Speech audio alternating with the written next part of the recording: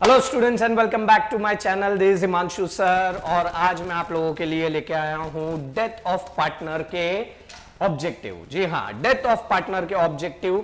और अगर आप नए स्टूडेंट हो तो प्लीज प्लीज लाइक कीजिए, सब्सक्राइब कीजिए और अपने फ्रेंड्स के साथ शेयर कीजिए। ठीक है, so without wasting your time and my time, let's start with the objective of death of partner.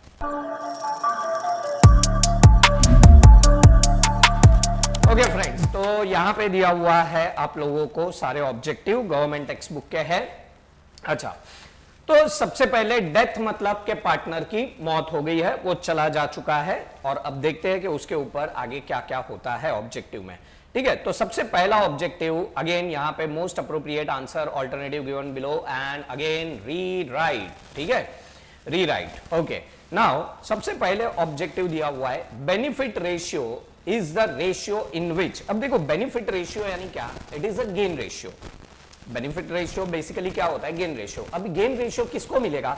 जो चला जा चुका है उसका हिस्सा किसको मिलेगा? जो हमने रिटायरमेंट में भी देखा, डेथ में भी देखा, ज्यादा फर्क नहीं है। तो रिटायरमेंट में भी क्या होता था, जो एग्जिस्टिंग पार्टनर है उनको, कंटिन्यूइंग पार्टनर है उनको बेनिफिट मिलता था। सेम मैनर में डेथ ऑफ पार्टनर में भी किसको मिलेगा? Continuing partner. तो ऑप्शन कौन सा? सी इज योर ऑप्शन। ठीक है, then the second one, the ratio by which existing partner are benefited। ये देखो, एक ही क्वेश्चन को एक्टिव पैसिव करके पूछा गया है। अगर एग्जिस्टिंग पार्टनर को जो बेनिफिट होता है तो वो कौन सा होगा? Obviously gain ratio. ठीक है, अच्छा, अब यहां पे जो गेन रिटायरमेंट और डेथ में जो डिफरेंस है ना, वो डिफरेंस सिर्फ इस चीज का है, that is profit and loss suspense account. ठीक है, अगर profit and loss suspense account क्या है ये जानना है तो मुझे प्लीज वापस से मैसेज करो, तो मैं आपको एक्सप्लेन करूंगा profit and loss account suspense की पूरी अकाउंटिंग एंट्रीज। ओके, फिलहाल तो मैं इसमें ज्यादा डिटेल में नहीं जाऊंगा, मैं सिर्फ इतना बताऊंगा कि profit and loss suspense account क्यों एग्जिस्ट होता है ना। जब पार्टनर रिटायर होता है तो अब क्या होता है, हम उसको बोल सकते हैं कि भाई 31 मार्च आ गया है, तब तक तू रुक जा, उसके बाद तू निकल जा। ठीक है, अब डेथ ऑफ पार्टनर में क्या सीन है? डेथ ऑफ पार्टनर में यह सीन है कि मौत तो कभी भी आ सकती है, लेकिन वो मौत आने तक उसने अपने साथ काम किया है, इसलिए हमको क्या करना पड़ेगा? उसको जितने टाइम तक उसने काम किया है तब तक का उसको क्या देना पड़ेगा? शेयर देना पड़ेगा। ठीक है, तो अब ये शेयर देना पड़ेगा, इसलिए ये प्रॉफिट एंड लॉस सस्पेंस क्यों है? सस्पेंस इसलिए है क्योंकि जो लॉस या प्रॉफिट है वो तो कब पता चलेगा? At the end of the year.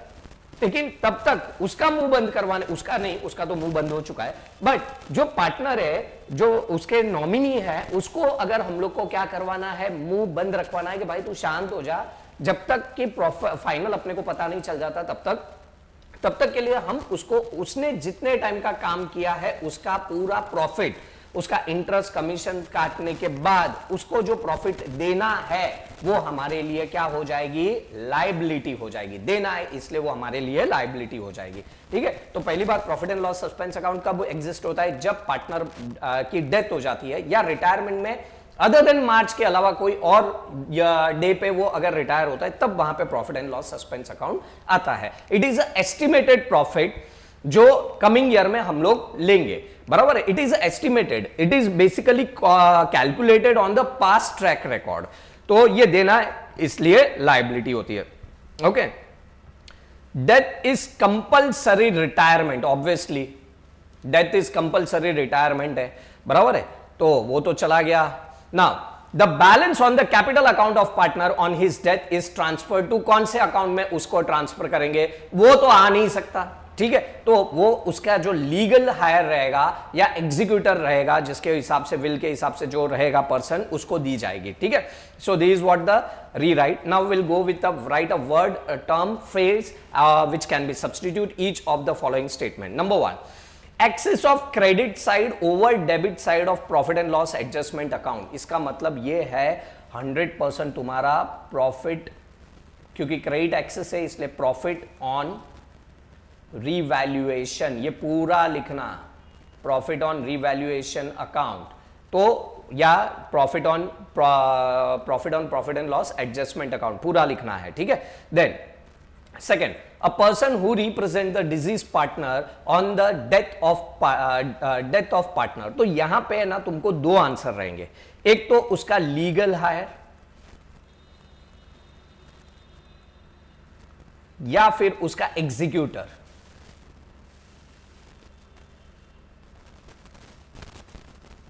बराबर है, ये दोनों के दोनों रहेंगे। उसके बाद एक्यूमुलेटेड पास्ट प्रॉफिट, अपना पिकी बैंक जो रहता है वो अकाउंट्स में अपना पिकी बैंक कौन सा रहता है, जनरल रिजर्व। पास्ट प्रॉफिट को जमा करना वो किस में जाता है, जनरल रिजर्व फंड में। ठीक है, उसके बाद the person who died is called as deceased partner, उसको क्या कहा जाता है, डिसीज्ड पार्टनर। पार्टनर पूरा लिखना। Then the proportion in which the continuing partner benefited due to death, again same gain ratio। तो मैंने कहा था ना रिटायरमेंट में और डेथ में ज्यादा फर्क नहीं है। उसके बाद state whether the following statement is true or false with reason। A deceased partner is not entitled to a goodwill of the firm। False। Obviously उसने इतनी मेहनत की है तो उसको भी तो मिलना चाहिए उसके गुडविल का हिस्सा। हालांकि उसको नहीं मिलेगा लेकिन उसके जो नॉमिनी है उसको तो मिलना चाहिए गुडविल का हिस्सा, क्योंकि उसने भी मेहनत करी है। Then a deceased partner is entitled to share of general reserve. Yes obviously, क्योंकि ये जो प्रॉफिट पास्ट प्रॉफिट जमा किया है उसमें उसका भी हिस्सा है तो इसलिए उसको भी मिलेगा, तो ही is entitled. Yes true. Then if goodwill is written off, deceased partner's capital account is debited. Absolutely false. बराबर है, क्यों, क्योंकि डिजीज पार्टनर का कैपिटल अकाउंट क्यों डेबिट होगा, वो तो ऑलरेडी रेस करके जा चुका है, तो डिजीज पार्टनर का अकाउंट डेबिट नहीं होगा, तो यहां पे ये जो एग्जिस्टिंग पार्टनर है उनका अकाउंट डेबिट होगा। Then after the death of partner entire amount due to deceased partner is paid to legal representative of the deceased partner. Yes true, उन लोग खा नहीं जा सकते हैं। Okay, then for recording profit and loss up to date of death, profit and loss appropriation नहीं, profit and loss suspense account आता है, इसलिए ये भी क्या है, false। Okay, so I hope आप लोगों को समझ में आ रहा है, लाइक कर देना।